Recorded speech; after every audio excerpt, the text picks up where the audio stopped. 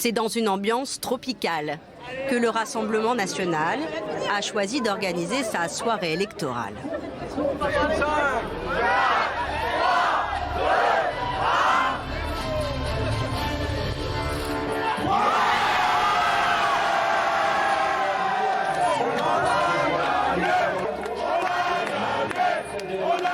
Et ce n'est pas tant leur victoire que célèbrent ces militants que la défaite de leur adversaire d'En Marche.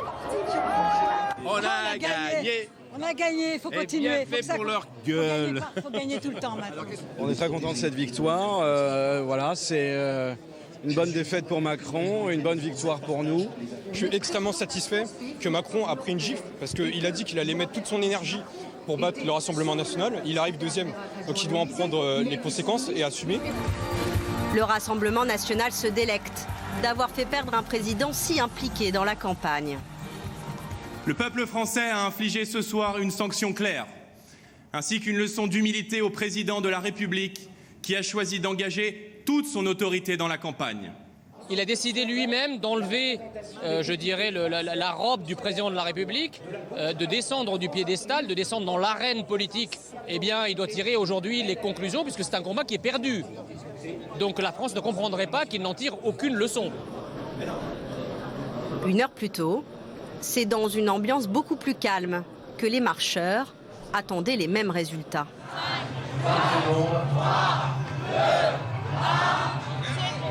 Et en tête ce soir, c'est le Rassemblement national avec 23,2%. Les Républicains. Et dans le contexte, c'est pas mal. Ouais, on a bien bossé et moi personnellement je ne suis pas déçue. Les militants, tout comme la tête de liste, essayent de positiver au maximum les résultats.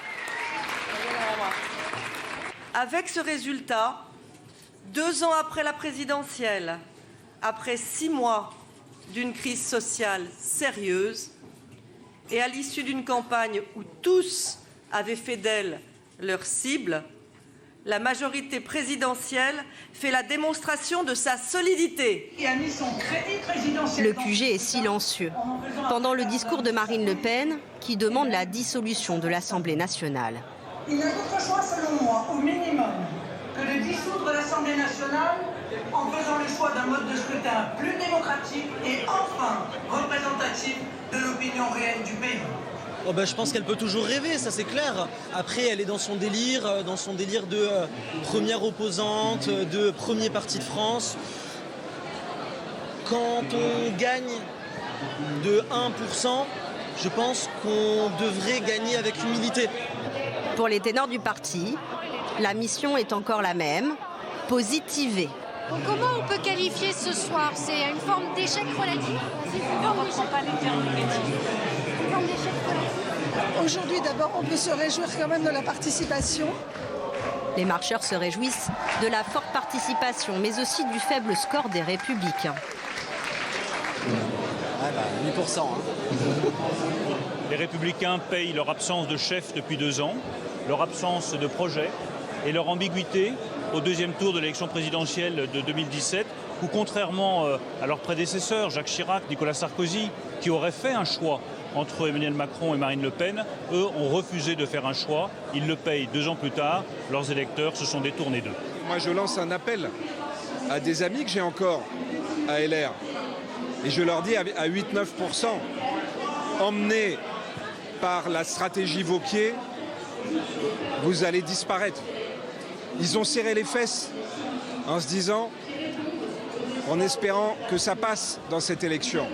Mais aujourd'hui, il faut qu'ils prennent leurs responsabilités. Il faut qu'on s'additionne. Et au même moment, Marine Le Pen fait exactement le même appel du pied aux Républicains. Moi, j'appelle les électeurs, les cadres, les élus, les Républicains à constater ce nouveau clivage mondialiste nationaux et à participer avec les nationaux que nous sommes à la construction de cette grande alternance qui en réalité naît ce soir, disons-le. À la Palmeraie, la soirée se poursuit en musique.